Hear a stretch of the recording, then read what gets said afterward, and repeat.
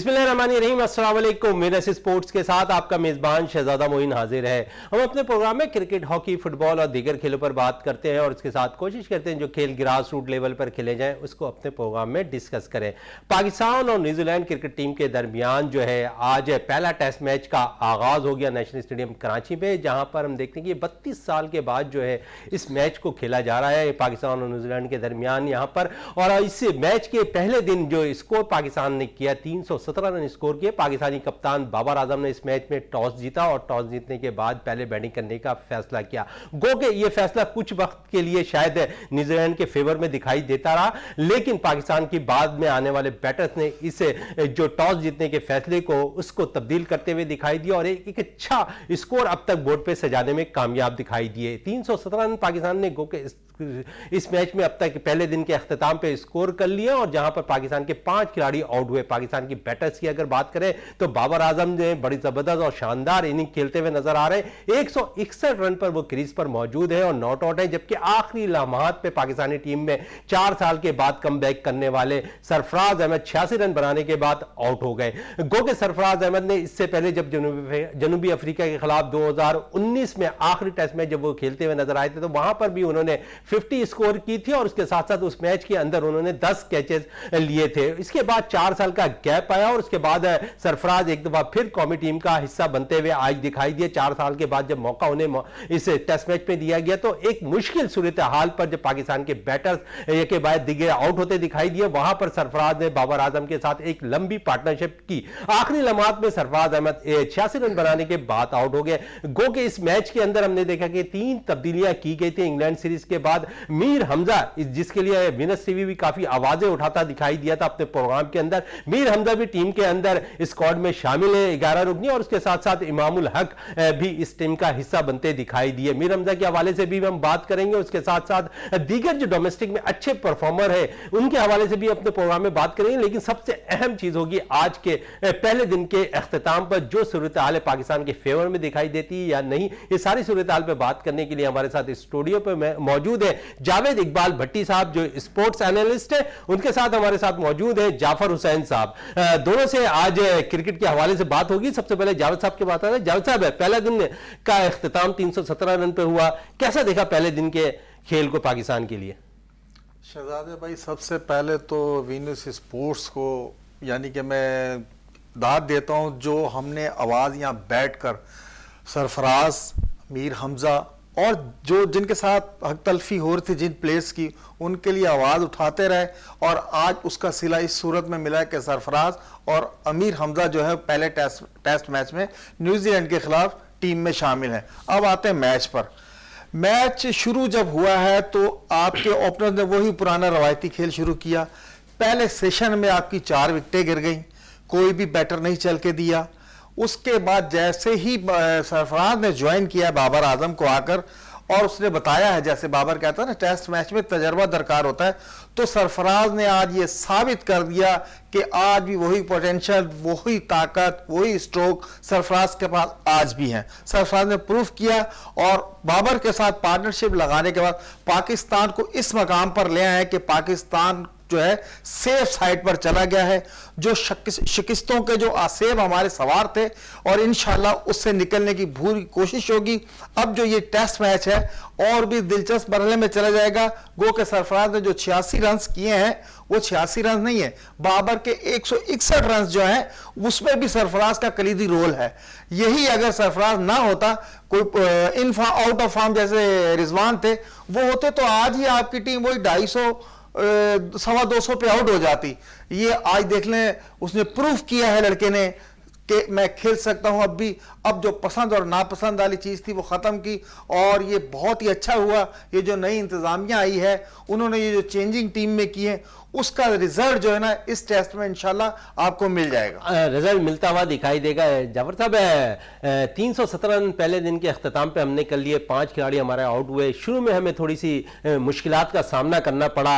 गो के फैसला थोड़ा सा बाबर आजम का हमें लग रहा था कि मुश्किल फैसला कर लिया बाबर आजम ने, पहले बैटिंग करे, लेकिन फिर हमने देखा कि जिस तरह पार्टनरशिप लगी बाबर आजम और सरफराज अहमद की और एक अच्छा टोटल इस वक्त बोर्ड पे सजता हुआ दिखाई दे रहा है। पाकिस्तान को कितने टोटल एक बोर्ड पे सजा देने चाहिए जिस पे न्यूजीलैंड के बैटर जो है घूमते हुए इब्रार की बॉलों पे नजर आए?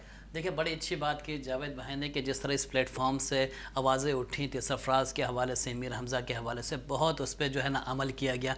मेरे ख्याल में एक आवाज़ और उठी थी स्ट्राइक रेट के हवाले से। तो आज इस मैच में वो चीज़ सब कुछ दिखाई दिया जो कि हमने इंग्लैंड के ख़िलाफ़ मिस किया था।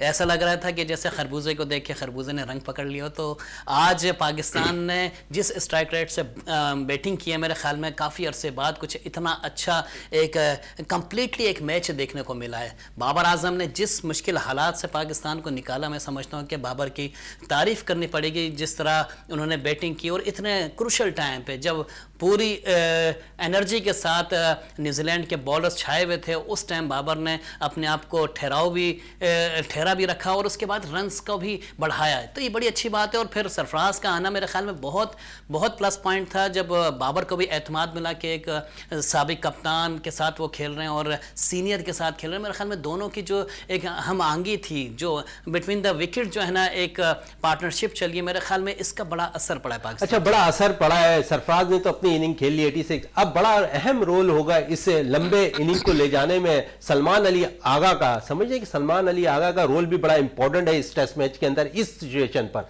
देखें, जो विकेट चल रही है, मेरे ख्याल में देखें सुबह के सेशन में लाजमी सी बातें मुश्किल होगी, ओस पड़ी होगी, आपके लिए 1 घंटा परेशानी का सबब बनेगा। लेकिन उसके बाद अगर थोड़ा सा अगर ठहराव कर लिया हमारे बैटर्स ने, तो मेरे ख्याल में हम 500 से कम स्कोर नहीं देख रहे। और कल का पूरा दिन है आपके पास, आज आपने 90 ओवर्स पूरे खेले हैं। इट्स मेन कि आज का दिन जो था पाकिस्तान के हक में था, कल भी हमारे हक में है अगर हम अच्छी बैटिंग से जाएं और अच्छी, क्योंकि अभी 5 ही आउट हुए, आधी टीम आपकी बाकी पड़ी हुई है। तो आधी टीम ने भी अगर हम अब 317 किए हैं, तो अगर हम 200 भी करते हैं तो मेरे ख्याल में 500 हो जाएंगे। फिर हमारे कप्तान बाबर आजम भी विकेट पर मौजूद हैं। एग्जैक्टली देंगे, बाबर का होना तो एक प्लस पॉइंट है। और मैं समझता हूं कि जब एक प्लेयर पूरा दिन खड़ा रहे और सेंचुरी मारे, तो दूसरे दिन जो है ना थकावट का तो शिकार होगा। लेकिन बाबर ऐसे बैट्समैन है कि जो रन्स को लेकर चलते हैं। तो मेरे ख्याल में डबल सेंचुरी मैं देख रहा हूं कि बाबर कल डबल सेंचुरी। अच्छा, डबल सेंचुरी आप देख रहे हैं बाबर की। जाफर साहब है, आपने स्ट्राइक रेट की बात की, तो नए सिलेक्टर जो दोनों नजर आ रहे हैं, खासकर बुम बुम आफरीदी, फिर रुकन की हैसियत से रऊफ इफ्तिखार, अब्दुल रज़ाक, ये दोनों अटैकिंग क्रिकेट खेलते थे। शायद उन्होंने कोई मशवरा तो नहीं दे दिया? यकीनन जारियाना खेलने को कहा होगा और आज आए हुए थे शायद आफरीदी। यकीनन उन्होंने जो है ना, जो मैसेज उनका था वो टीम तक पहुंचा होगा और उसी उन्होंने खौफ से नहीं खेला। आज का मैच जो है, आज का दिन जो है, उन्होंने नडर के साथ खेला है, दोनों बहादुरों की तरह। हालांकि सरफराज जो है ना वो 47-48 पे जख्मी भी हुए थे, लेकिन इसके बावजूद उन्होंने अपनी बैटिंग जारी रखी। इट्स मीन के वो कुछ करना चाहते थे, कुछ दिखाना चाहते थे, अपना आपको प्रूफ करना चाहते थे, उन्होंने किया। अच्छा, प्रूफ करते हुए दिखाई भी दिए। फिर चेयरमैन पाकिस्तान क्रिकेट बोर्ड नजम सिटी भी आज स्टेडियम में मौजूद थे, उन्होंने प्रेस कॉन्फ्रेंस भी की। क्या देखा आपकी उनकी प्रेस कॉन्फ्रेंस के अंदर? हमने देखा बड़े पुरमाद तरीके से वो सहाफियों के जवाबात देते हुए नजर आए। ये एक अच्छा साइन था शायद आज प्रेस बॉक्स के अंदर। देखिए, एक बहुत ही शानदार प्रेस कॉन्फ्रेंस हुई है नजम सेठी के हवाले से। इवन ये कि जो साबिक चेयरमैन थे रमीज राजा, वो भी बड़ी अच्छी बातें करते थे, बहुत अच्छी प्रेस। लेकिन बाद दफा वो साफियों से नाराज भी हो जाते थे। डोमेस्टिक क्रिकेट के किसी क्रिकेटर के परफॉर्म पर बात कर लो तो वो नाराज होते थे। तसल्ली बख्श जवाब वो साफियों को देते हुए नजर नहीं आए थे। यहां हमने देखा नजम सिटी बड़े पुरजोश तरीके से साफियों के जवाबात भी देते हुए नजर आए और उनको मुतमईन करते हुए भी नजर आए।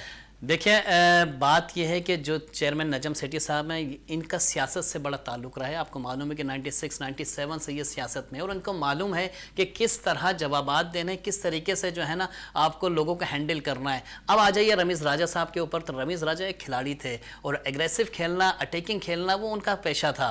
तो इट्स मीन कि अगर वो, लेकिन उनके दौर में शायद पाकिस्तानी टेस्ट टीम जो है अटैकिंग क्रिकेट खेलती हुई नजर नहीं आई। नहीं, उनके तो यार शानदार उनके सेंचुरीज हैं, आपकी शानदार बैटिंग करते थे, ओपनर बैट्समैन कौन होते टीम हमारी उनके दौर में चेयरमैन बहुत अच्छी चेयरमैन। देखिए, अब बात यह है कि चेयरमैन जब थे तो टीम को बनाना, टीम को लेके चलना उनका काम था। लेकिन जो सेलेक्टर का काम था वो भी तो था ना।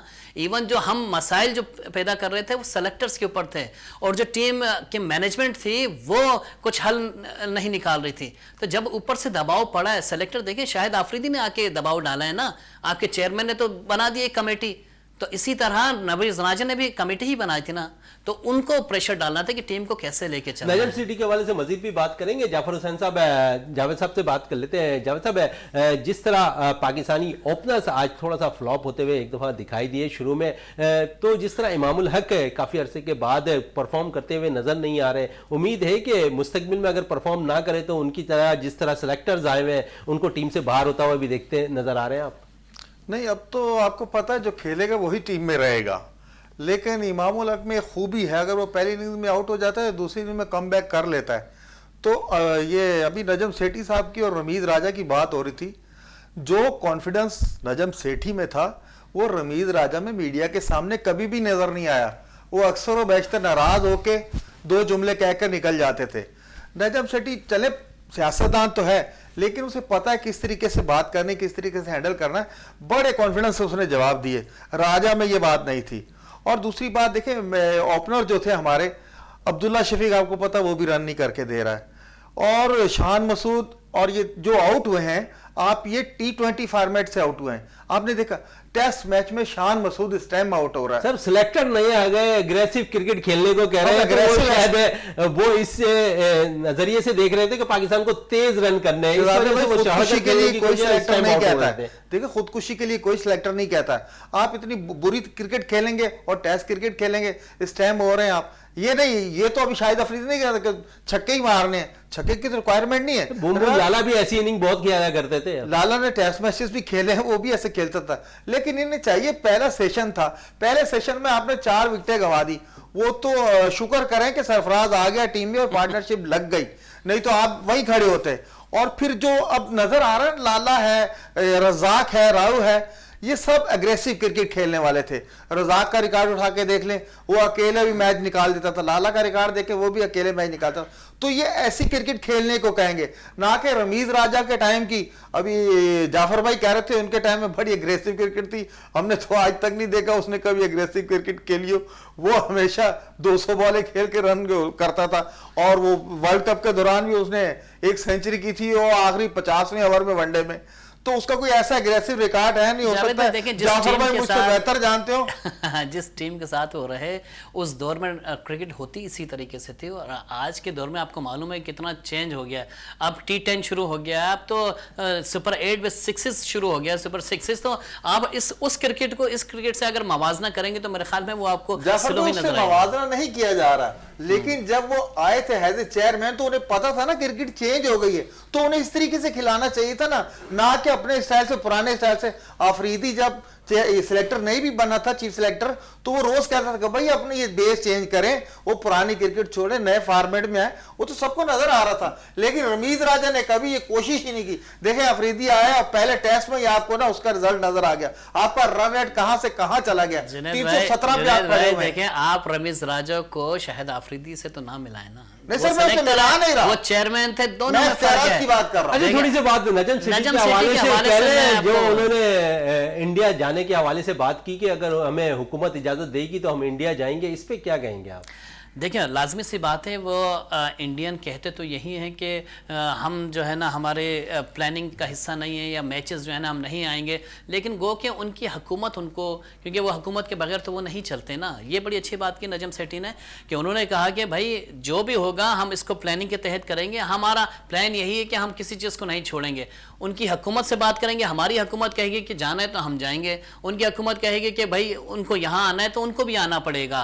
तो असल बात देखें, जाने और आने की नहीं, बड़े गेम्स के खेलने के लिए कोई नहीं रोकेगा, ना आईसीसी रोकेगी, हर कोई कहेगा जाके आप खेलिए। लेकिन बात यह है कि जो एक मसाइल पैदा हो रहे हैं वो है चैंपियंस ट्रॉफी, जो कि पाकिस्तान को मिली हुई है। पाकिस्तान ने चैंपियंस ट्रॉफी की होस्टिंग करनी है, तो उसके लिए एशिया कप इतनी बड़ी बात नहीं है। एशिया कप तो एक निवाला है, आपका है चैंपियंस ट्रॉफी, उसके लिए जो है ना वो यहाँ पे होनी है, उसके लिए पूरी प्लानिंग कर रहा है। मेरे ख्याल में भारत वो मसाइल पे मसाइल पैदा कर रहा है चैंपियंस ट्रॉफी को ख़राब करने की नीयत से। लेकिन मेरे ख्याल में चैंपियंस ट्रॉफी होनी चाहिए पाकिस्तान में, और जिस तरह सारे मुल्क, आज न्यूजीलैंड भी हमारे यहाँ खेल रही है, इंग्लैंड यहाँ पे खेल के गई है, ऑस्ट्रेलिया खेल के गई है, जब ये बड़ी टीमें यहाँ पे खेल गई हैं तो फिर इंडिया को क्या जवाब बनता है कि वो मना करे।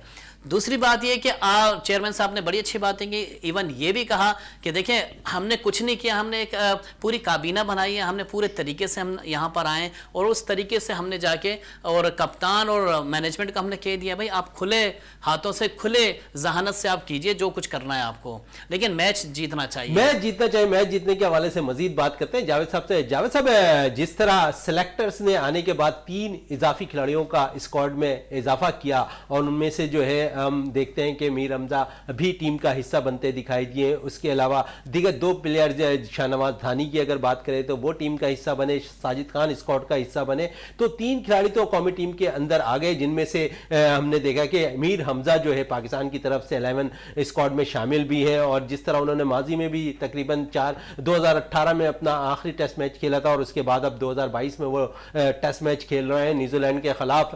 तो इस वक्त पाकिस्तान की अगर बॉलिंग देखें तो मीर हमजा के साथ दूसरे फास्ट बॉलर के रूप में जो है वसीम जूनियर टीम का हिस्सा है। क्या पाकिस्तान के जो साबका सिलेक्टर्स थे उनकी नजर मीर हमजा पे पड़ती दिखाई नहीं दी, या हम आवाज बुलंद करते रहे, लेकिन इस टीम के अंदर हम देखते हैं कि वो बॉलिंग को लीड करते हुए मीर हमजा पाकिस्तान की जानिब से नजर आएंगे? शहजादे भाई, सबसे पहले तो ये जो 3 प्लेयर आ गए हैं, ये देखिए हम वीनस के प्लेटफॉर्म से जो रोज इनके लिए आवाज उठाते थे, और मैं तो समझता हूँ सबसे ज्यादा किरदार वीनस का है कि लड़के टीम में आए और टीम में सिलेक्ट हो गए और 2 तो टीम में इन हैं, वो आपको परफॉर्म करके देंगे। और ये जो विकेट है कराची की, ये हर रोज चेंज होगी। आज पहला दिन नजर आ रहा था, पहले लड़के ने परफॉर्म कर दिया, सरफराज के लिए आवाज उठाते थे, सरफराज ने रन कर दिए। हाँ माशाल्लाह, जिसके लिए, और वीनस जिसके लिए आवाज उठाएगा और इंशाल्लाह हकदार के लिए आवाज उठाता है ना, किसी नाहक तो किसी के लिए नहीं उठा रहे। किसी भी गेम में हो, चाहे वो क्रिकेट, स्क्वैश, हॉकी, कोई भी हो, आपके प्लेटफॉर्म से उनके लिए आवाज उठाई जाती है। और इंशाल्लाह जैसे अमीर हमजा को डाला है और विकेट, मैं आपको बता रहा हूं कि ये रोज, यानी कि रोज ये चेंज हो जाएगी। दूसरे दिन जो पहला सेशन होगा उसमें चेंज हो जाएगी, दूसरे सेशन में चेंज हो जाएगी। तो इंशाल्लाह देखिए, आपको विकेट जो चाहिए, रिक्वायरमेंट जो अमीर हमजा से, अमीर हमजा आपको विकेट लेकर देगा इसमें। क्यों? कि उसको टेस्ट मिला है और वो रिजर्व करता था और ऐसा माहौल बन गया कि वो टीम में आ गया, वो सोच भी नहीं सकता था।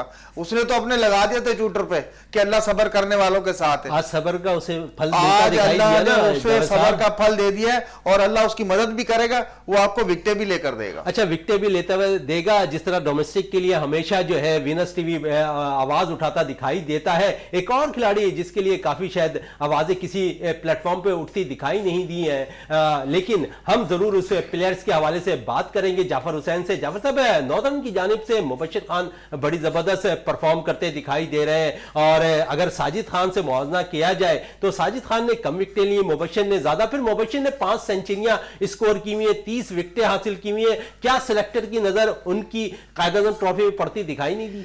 देखिए, अभी वो 20 साल की हैं और उनको अभी टाइम चाहिए। इस तरह के हमारे पास बहुत सारे प्लेयर्स हैं जो कि नौजवान खिलाड़ियों पर मुनसर है। अब जो लीग हुई, आपको पता है जो रमीज़ राजा ने लीग करवाई थी, जूनियर लीग, उसका भी हिस्सा थे। तो मेरे ख्याल में अभी उनको थोड़ा सा टाइम चाहिए, डोमेस्टिक खेलनी चाहिए, मजीद खेलने चाहिए। एकदम से अगर मौका देंगे वो भी ख़तरनाक साबित हो सकता है। और इतने बड़े में अब कामरान गुलाम को लाएँ, अब उनसे परफॉर्मेंस लेने उनका मौका मिलता है, क्योंकि 3-4 साल से वो बेहतरीन परफॉर्मेंस दिखा रहे हैं, हुरैरा है वो दिखा रहे हैं। तो अगर इनका भी चांस बनते हैं, अभी जिस तरह आप मुबस्सिर की बात कर रहे हैं, मेरे ख्याल में उनका भी टाइम लगेगा। गो के वो बड़ी अच्छी परफॉर्मेंस दे रहे हैं, नो डाउट।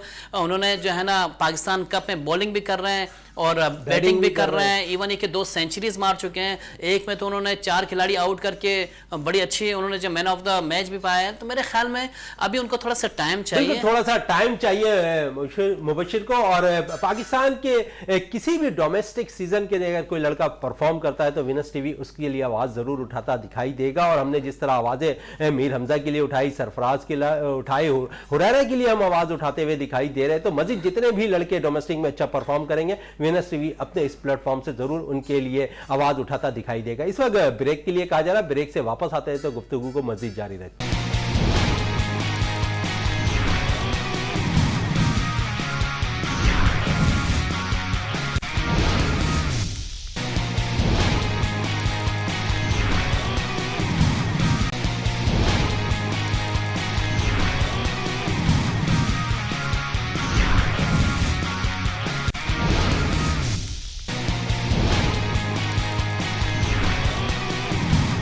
वक्फे से पहले जिस तरह बात हो रही थी डोमेस्टिक क्रिकेट में अच्छा परफॉर्म करने वाले खिलाड़ियों के हवाले से, तो थोड़ी सी बात है हम थोड़ी सी सीनियर प्लेयर्स के हवाले से भी कर लें। उनका ट्यूट भी सामने आ रहा है, उनके बयानात भी सामने आते हुए दिखाई दे रहे हैं। हमारे साबका टेस्ट और वनडे के प्लेयर्स हैं, उमर अकमल का भी बयान एक सामने आया है। उनका कहना है उन्होंने बाबर आजम से रिक्वेस्ट की है कि वो सेलेक्टर से जो है उनके लिए टीम में आने के लिए बात करें। गो के अभी वनडे कप पाकिस्तान में जारी है और पाकिस्तान कप के अंदर जो है उमर अकमल अच्छी परफॉर्मेंस दिखाते हुए भी नजर आ रहे हैं। जावेद साहब के पास आते हैं। जावेद साहब, क्या कहेंगे उमर अकमल के हवाले से? पाकिस्तान कप के अंदर उम्दा परफॉर्मेंस भी दिखाते हुए नजर आ रहा है। वनडे में शायद उनकी जगह बनती हुई कहीं नजर आ रही है आपको, अब क्योंकि नए सेलेक्टर आ गए हैं और ज्यादातर अटैकिंग क्रिकेटर्स को वो देखना भी चाहेंगे टीम के अंदर। हाँ, उमर अकमल आपको पता परफॉर्म कंटिन्यू करता आ रहा है पाकिस्तान कप में, और इससे पहले भी डोमेस्टिक में भी वो परफॉर्म करता आ रहा है। और अब आपको पता है अटैकिंग क्रिकेट का टाइम है और हमारे लाला भी आ गए हैं, अब्दुल रज़ाक भी आ गया है। तो ये 3-4 लड़के जो मकसद बिल्कुल ही गुमनाम हो गए थे पाकिस्तान क्रिकेट बोर्ड के सामने, अब वो लड़के, उमर अकमल भी आएगा वनडे में, कम से कम आएगा। उमर अकमल है, अहमद शहजाद है, ये 2-3 शोएब मलिक का नाम भी सामने आ रहा है। शोएब मलिक तो शोर वनडे का कप्तान बनकर आएगा। मैंने आपको क्या कहा था कि पाकिस्तान में ऐसा होता है, यानी कि आप देख रहे हैं कि तीनों तर्ज की क्रिकेट के लिए कौमी टीम में अलग अलग कप्तान नजर आएंगे आपको। बिल्कुल, ये सारी व्हाइट बॉल की अलग टीम हो जाएगी, कप्तान भी अलग हो जाएंगे। T20 का कप्तान हो सकता है कि बाबर आजम सिर्फ T20 का ही कप्तान रहे, और मुझे ये भी है कि वनडे में शोएब मलिक आपको नजर आ जाएगा कप्तान। टेस्ट का भी चल रहा है, देखो टाई अब क्या होता है। इस टेस्ट का जो रिजल्ट आएगा उसके बाद चला गया। गो के अफरीदी कह रहा था कि मैं नंबर 1 टीम के साथ नंबर 1 कप्तान भी बाबर को देखना चाह रहा हूं, लेकिन ये बाई बर्थ होती खसूसियात, उसे अपनी बैटिंग पे तवज्जो दी। मेरा आज तो बैटिंग पे तवज्जो दी है, 161 पे नॉट आउट है इस वक्त बाबर आजम। ये सारा कमाल सरफराज के इनिंग्स का है। आपको पता है टेस्ट मैच जो है ना, सिर्फ रन बनाने के नहीं खेला जाता। टेस्ट मैच में टाइम मैटर करता है, सेशन बाय सेशन मैटर करता है, अपना स्कोर, टीम का स्कोर, ये सारी चीजें साथ लेकर चलनी पड़ती है। फिर भी जो कॉन्फिडेंस हाई कर दिया, प्रेशर में रन करना, प्रेशर में रन्स करना ये बड़े प्लेयर का काम है। उसने रन्स किए तो बाबर ने स्कोर किया है। बाबर आज 161 पे खड़ा हुआ है, तो ये सारी सरफराज की जो 86 रन की इनिंग्स है उसकी मरहून मिन्नत नजर आ रही है बाबर आजम की इनिंग की बदौलत। बाबर आजम के साथ साथ सरफराज की इनिंग। जाफर साहब, जिस तरह सीनियर्स क्रिकेटर्स की बात हो रही है, तो हम देखते हैं गैर मुल्की जो चेयरमैन है पाकिस्तान क्रिकेट बोर्ड के, उन्होंने भी गैर मुल्की हेड कोच के लिए भी पाकिस्तान के लिए नाम 3-4 दे दिए। उनमें से सबसे अहम नाम मिक्की आर्थर का भी आता हुआ नजर आ रहा है, जिन्होंने पाकिस्तान को 2016-2019 तक हेड कोच की हैसियत से अपने फराइज अंजाम दिया और उसके साथ पाकिस्तान को चैंपियन ट्रॉफी भी जितवाते हुए नजर आए थे। तो क्या कहेंगे मिक्की आर्थर के हवाले से, क्योंकि गैर मुल्की कोचेस से पाकिस्तानी परफॉर्मेंस जो टीम की है वो उठती हुई दिखाई देती है। नो डाउट, जिस तरह मिक्की आर्थर बाबर आजम को लेकर आए थे, सिलेक्शन होने की थी, बाबर आजम को लेकर आए, तो उनकी जो पिक करने की आई है ना, वो बहुत क्लास की। तो मेरे ख्याल में टीम को यहां तक लाना, टीम को चैंपियंस ट्रॉफी जितवाना, टेस्ट का गालिबन मीर हमजा को भी वो टीम में इस वक्त लेकर आए थे।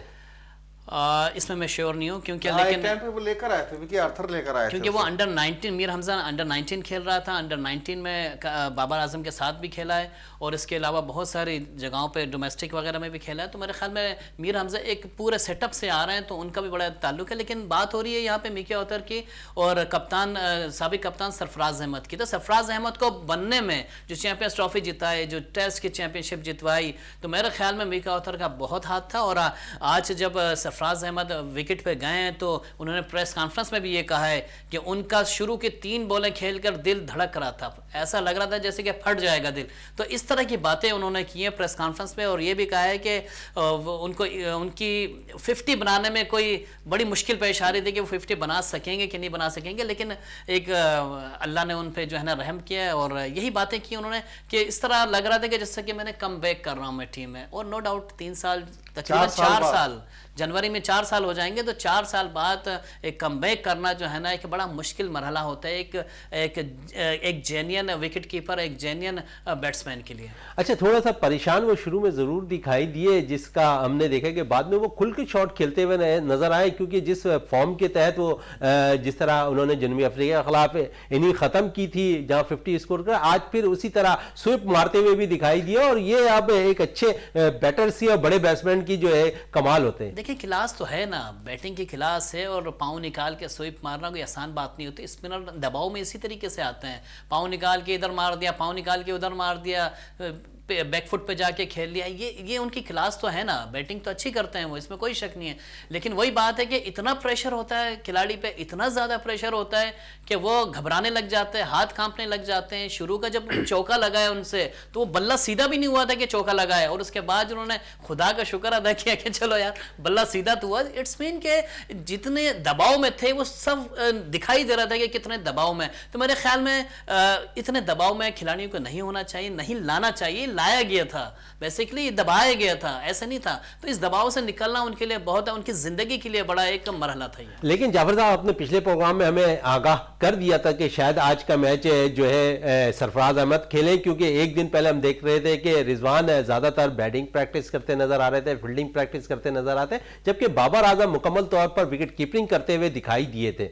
नहीं, सरफराज अहमद विकेट कीपिंग करते हुए दिखाई दिए थे, आप बिल्कुल सही कह रहे हैं। बाबर आजम बैटिंग कर रहे थे, रिजवान ने कोई फील्डिंग भी नहीं की थी, ना ही उन्होंने जो है ना कीपिंग की थी, ना ही उन्होंने मेरे ख्याल में 15-20 मिनट उन्होंने बैटिंग की थी।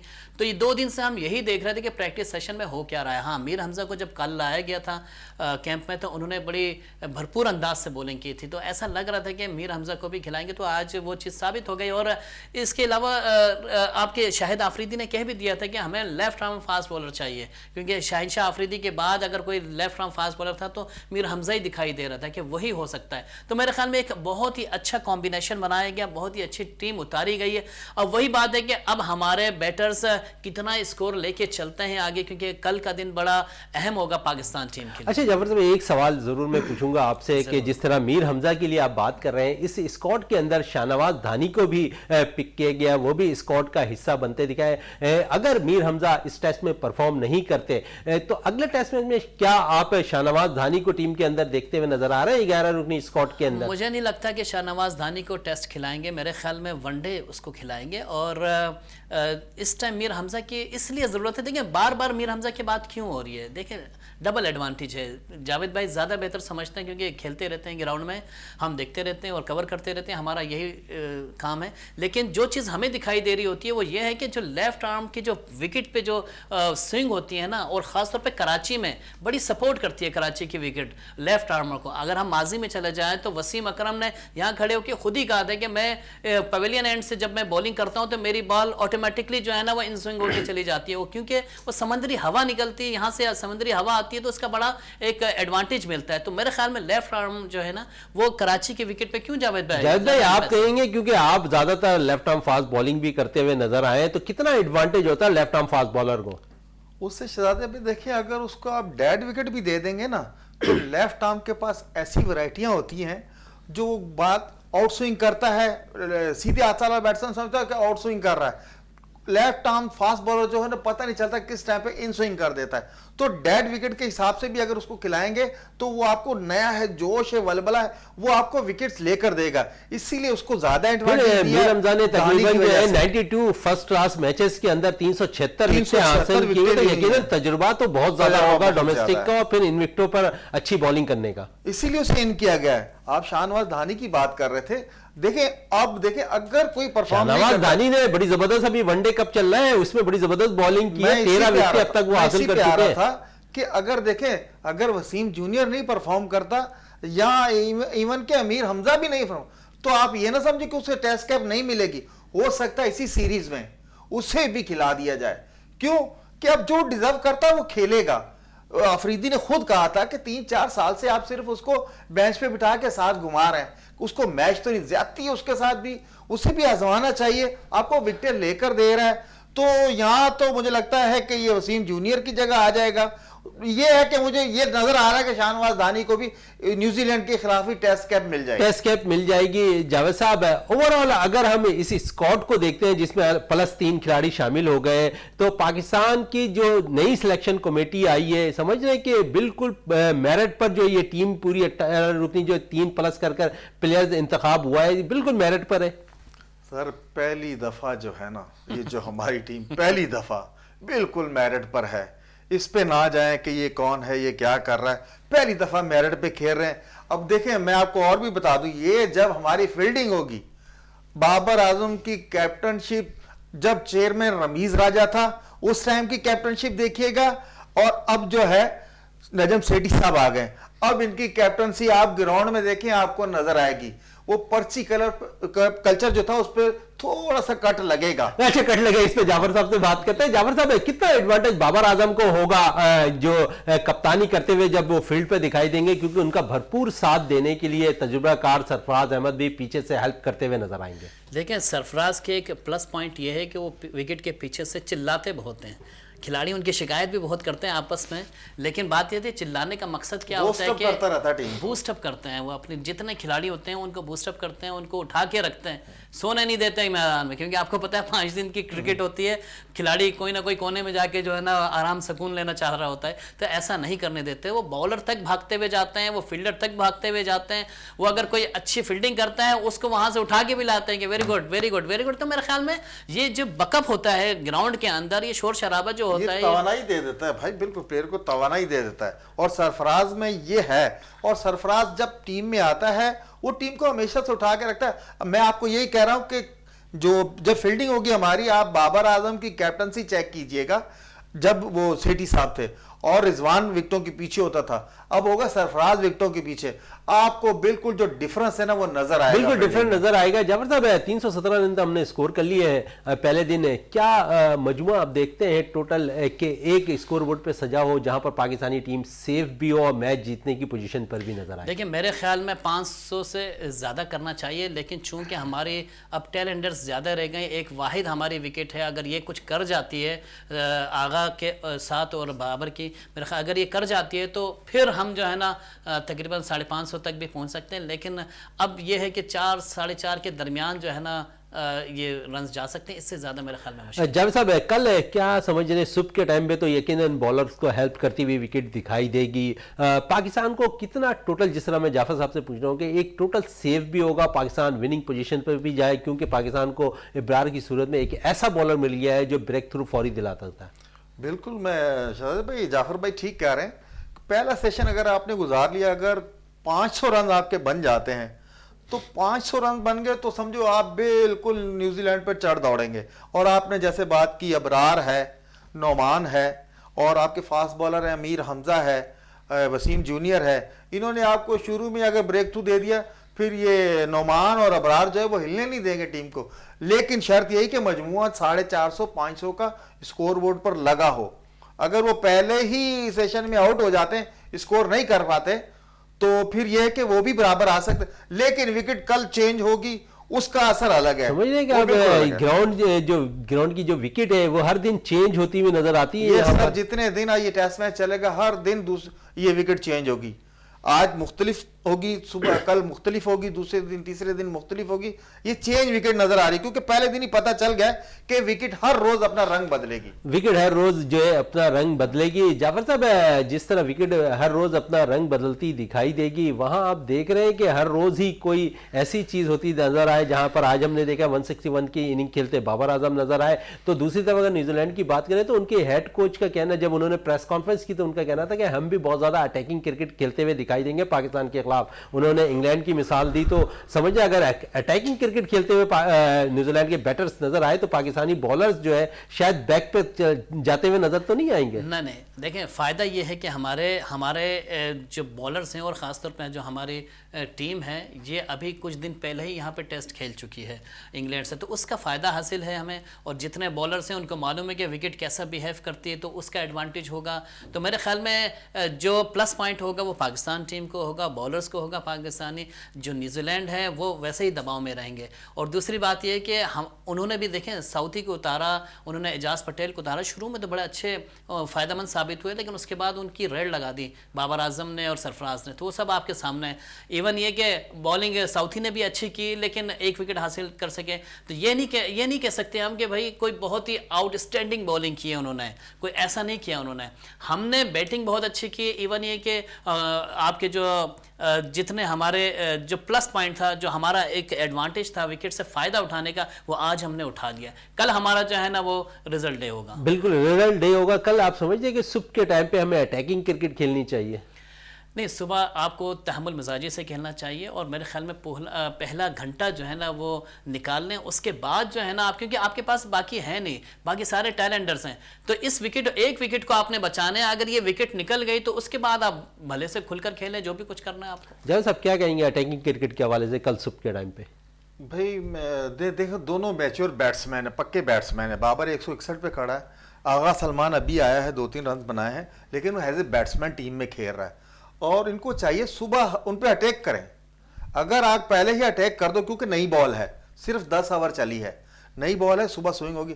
अगर आप उस पे अटैक पे, बाबर अटैक पे गया, क्योंकि उसके बाद आपके पास नोमान अली ऐसा प्लेयर है, वो आपको 50-60 रन की पार्टनरशिप दे सकता है। वाहिद नोमान है जो आपको इसके बाद पार्टनरशिप दे सकता है। बकाया इन दोनों पे ही आपका तकिया किया हुआ है, तो इनको चाहिए सुबह ही अटैकिंग क्रिकेट खेलें, जितने जल्दी हो सके रन्स जोड़ें। टाइम तो बहुत मैटर करता है टेस्ट क्रिकेट में, तो उसी तरीके से इनको आना चाहिए। जैसे आज इन्होंने खत्म किया मैच, वहीं से स्टार्ट करें। अपने बाबर को चाहिए अपने स्ट्रोक खेलें, जो उनका नेचुरल है वो खेलें, और आगा को चाहिए कि उस विकेट सेव करके उसके साथ पार्टनरशिप लगा दे 50-60 की। अगर 50-60 की पार्टनरशिप लगा दी, इसके बाद नोमान अली ऐसा प्लेयर है वो भी पार्टनरशिप लगा सकता है, और स्कोर मैं चाहता हूं 450-500 हो जाएगा। 450-500 रन हो जाएगा। जाफर साहब, हमने देखा कि शायकीन क्रिकेट की बड़ी तादाद जो है आज पहले दिन ज़रूर नेशनल स्टेडियम के अंदर मौजूद थी। उसके साथ साथ हमने देखा बड़े फ़ैन होते हैं क्रिकेटर्स के, मिलने पसंद करते हैं क्रिकेटर्स के साथ। उकाड़ा से आए हुए एक फ़ैन भी जो अपने मोटरसाइकिल पर लेकर आए हुए पाकिस्तानी परचम, और उसके साथ साथ बाबर और रिजवान की तस्वीर भी उस मोटरसाइकिल पर उन्होंने लगाई हुई। क्या कहेंगे, फैंस का तो कोई नेमुल बदल नज़र नहीं आता। उनकी ख्वाहिश यही है कि वो अपने इन फैंस से, खासकर उन्होंने बाबर आजम और मोहम्मद रिजवान से मिलने की ख्वाहिश जाहिर की है। देखिए, ये जो नेशन है ना, ये क्रिकेट नेशन है, और जितने फैंस हैं पूरी दुनिया में हैं इनके। अब आपने वर्ल्ड कप में देखा होगा, आपने पूरे पाकिस्तान में इंग्लैंड के ख़िलाफ़ पूरी सीरीज़ देखी। हर जगह पे, हर कोने में आपको फैंस निकल कर आ जाते हैं अपनी टीम को सपोर्ट करने के लिए। तो हमारे कौमी टीम में कोई ना कोई हर वक्त एक ना एक हीरो रहा है। देखिए, हर दौर में हीरो था।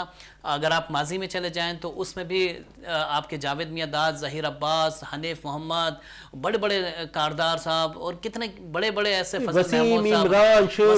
देखिए हीरो थे। ये आइकॉन कहलाते हैं पाकिस्तान के, तो ये हीरो थे। शाहिद आफरीदी आए हमारे दौर में, उसके बाद जो है ना आपके सईद अनवर हुए, इंजमाम, और बड़े बड़े नाम, मोहम्मद यूसुफ। देखिए ये ऐसे आजकल, मेरा मकसद ये है, जहां तक मैं पहुंचना चाह रहा हूं मुझे पहुंचने दीजिए, और मकसद ये है कि आजकल जो है ना हमारे रिजवान हैं, बाबर आजम हैं, सरफराज हैं, इवन तो ये हमारे आइकॉन हैं, पाकिस्तान की पहचान है। तो इनको देखने के लिए लोग आते हैं, दूर दूर से आते हैं, मैच देखने के लिए आते हैं, सपोर्ट करने के लिए आते हैं। जिस तरह उकाड़ा की आप बात कर रहे हैं, नो डाउट 4 दिन से वो सफ़र कर रहे हैं बाइक पे, और अपनी बाइक सजा कर, झंडियाँ लहरा के, उन पे झंडियाँ लगा कर, और उसमें कैन विलियमसन की तस्वीर लगा कर, बाबर आजम की तस्वीर लगा कर, रिजवान की तस्वीर लगा कर, और सबसे ऊपर कायद आजम की तस्वीर लगा कर, वो शख्स जो एजाज अहमद जिसका नाम है वो यहाँ पर पहुँचा है। मेरे ख्याल में ये उसकी मोहब्बत है, वालिहाना मोहब्बत है, पाकिस्तान से मोहब्बत है, इस टीम से मोहब्बत है, और अपने जो हीरो जिनको मानता है वो बाबर आजम और रिजवान की वजह से खासतौर पर यहाँ पर आया। बिल्कुल, फैंस के हवाले से जावेद साहब से भी बात कर लेते हैं। क्या कहेंगे ऐसे फैंस के हवाले से? ऐसे फैंस को देखें, आपने खुद ही बताया 4 दिन से वो सफ़र में उकाड़ा से आया है, और सर्दी के मौसम में आया है। इनको भी चाहे उसे वेलकम करें, उसे मिलना चाहिए कम से कम। जो इसके हीरो हैं वो तो उससे मिले। और आपको तो फैंस के लिए कोई कैद नहीं होती, कोई सरहद नहीं होती।